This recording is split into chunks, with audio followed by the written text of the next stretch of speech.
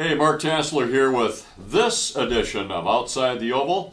Finally, some racing action at Husets Speedway after several rainouts, and then last week flooding the track. Well, you saw the video that Tony and I brought back from the racetrack, and that was on Tuesday.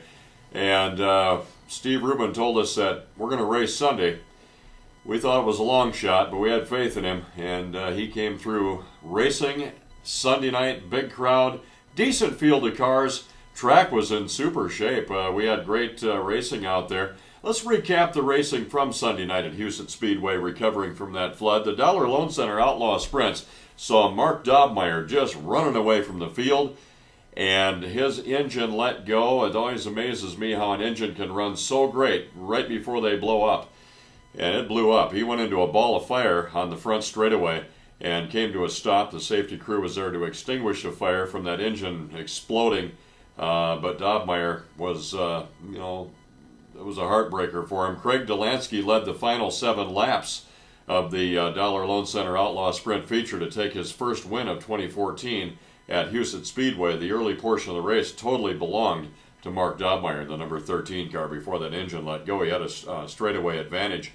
The words from Delansky in Victory Lane: I don't think we had enough car to catch him, referring to Dobmeyer.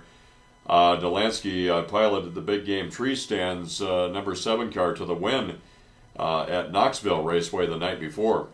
Brock Dump led the entire duration of the championship sprint feature, sponsored by the Coffee Cup Fuel Stops. Dump running a brand new car after destroying a car several weeks back.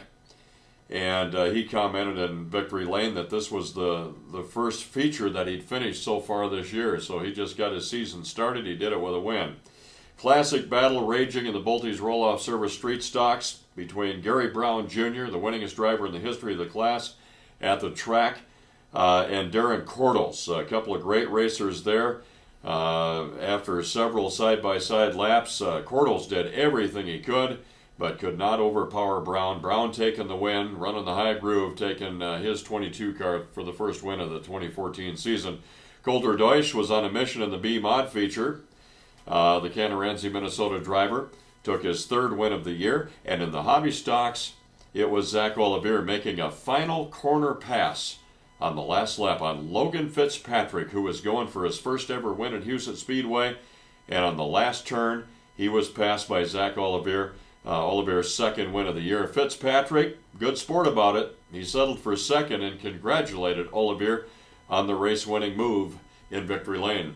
That's a rundown from the racing at Husets Speedway, and we'll keep you up to date on some big events coming up, including a $5,000 to win Outlaw Sprint feature this coming Sunday night. Hey, the World of Outlaws making their stop on Wednesday night, July 2nd, and now some makeup races coming your way, and one is scheduled for Thursday night, July 3rd. More details on the next edition of Outside the Oval. Join us once again, won't you?